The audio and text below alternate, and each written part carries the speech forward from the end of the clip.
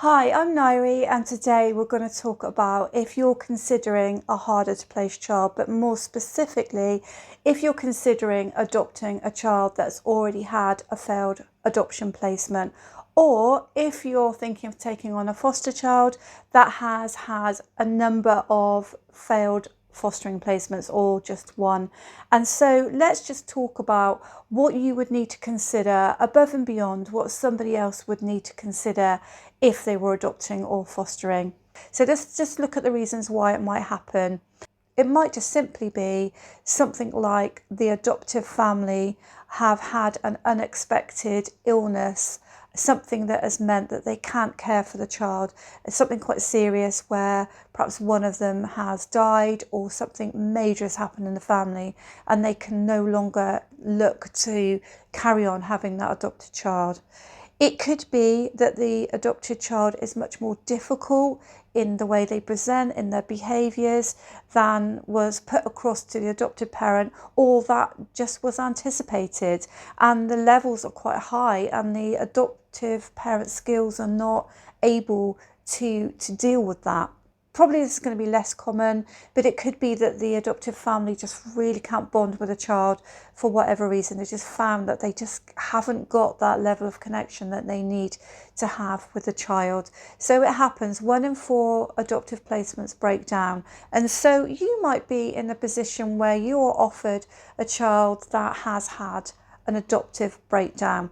And just to say as well, if you haven't watched my other videos, that our sons were foster children and they went off for adoption, and within 3 months that adoption broke down and they came back to us and then we adopted them. So it happens, and we were very for those adopters, and we felt that they had the skills, the love, everything they needed to look after our foster children that we were passing on. But actually what happened is our younger son's behaviour escalated beyond imagine, out of control. So it does happen, and it's not something that people like to talk about, but you could be anticipating taking on a child that's already had a failed placement, or you might be a foster carer that is looking to take on a child that's had a number of foster placements.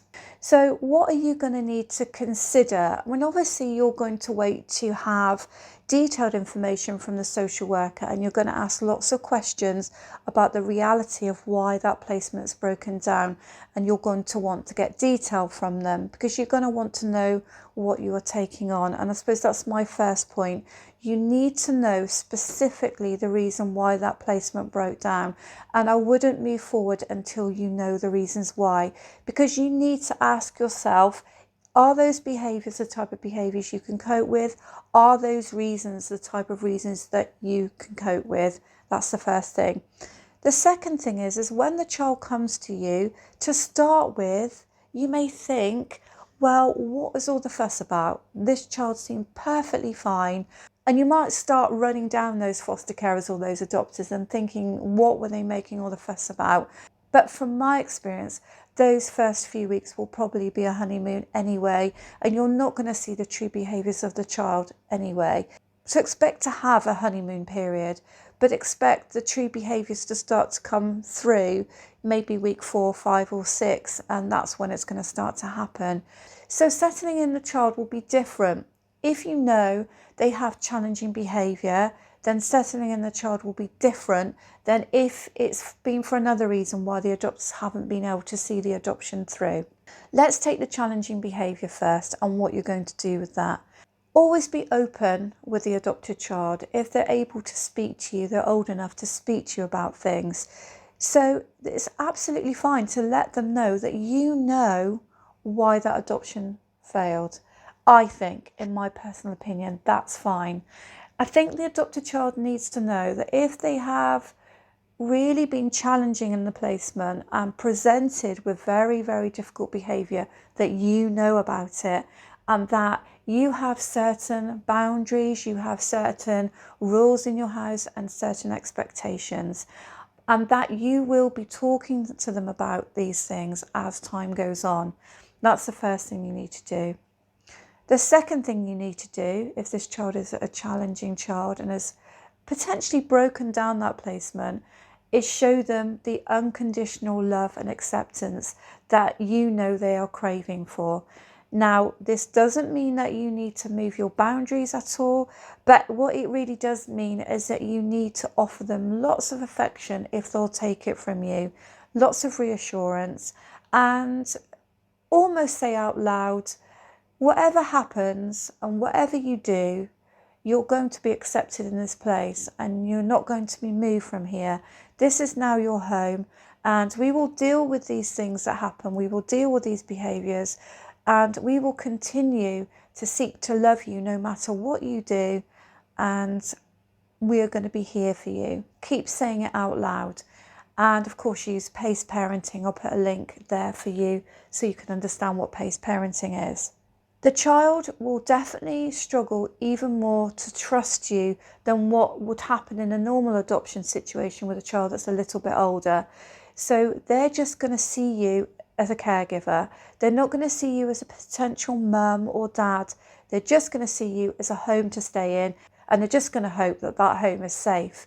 And so by constructing lots of regular routines and things that the child enjoys doing on a daily basis, you will build in a structure of safety for the child. To start with, that's all they're going to look for, is knowing that they're going to get regular meals, they're going to be able to go out to nice places, they're going to have a safe bed to go into, and that this house is safe. There's not going to be a lot else that you can do to start with other than build those structures and routines.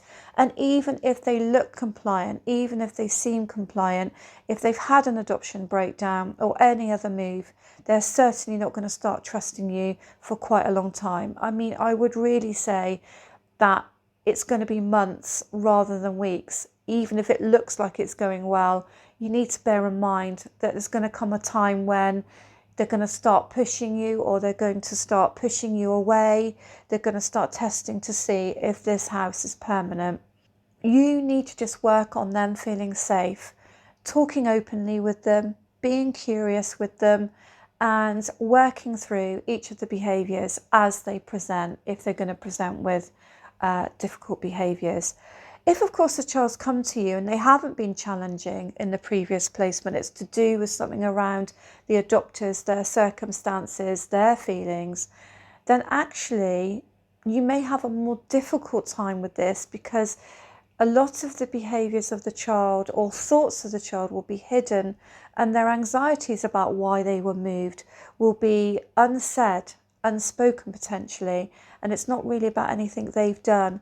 And for that child, I'm suggesting heaps and heaps of, if you can, physical affection, hugs if they'll let you, and lots of closeness, and lots of talking about why adults sometimes can't do things, adults sometimes can't be there for children, and that doesn't mean that every adult and every situation is the same.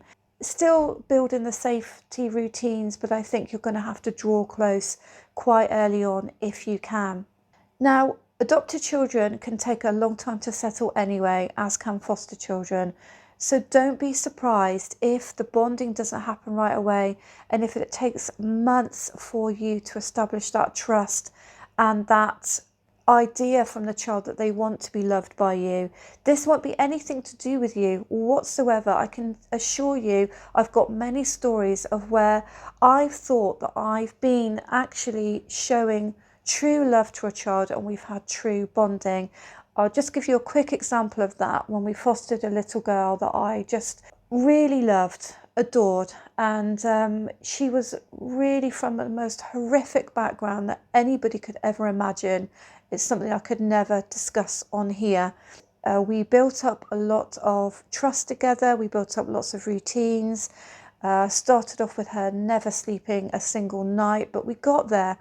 And one night we were just doing one of our bathing routines, which she absolutely loved. And she'd said something or done something really, really, really hurtful. And I'd said to her, but surely you want to be here. Surely you want to, be in this household. And she just turned around and said, I don't care if you move me. I don't care where I go. I don't care. And she said it like she meant it. Oh my goodness, it hurt me. it hurt me so much inside. I can't explain to you how I felt, because I was sure that we had a really good bond, and it was months and months into the foster placement. And it just proved to me, how long it can take.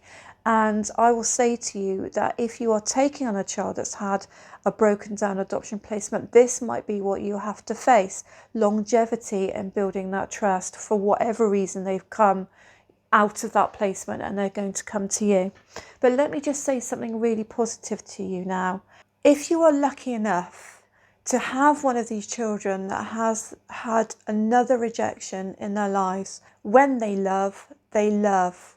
It's a deep love, and as they get older, they begin to understand that. And so in some ways, if you're given that opportunity, then I would take it, I would grasp at it, because those children have been given another chance, and that depth and that bonding, when it happens, will be amazing. So it is worth you putting yourselves out and seeing if you can do perhaps what another adopter or foster carer hasn't been able to do, but giving it a go.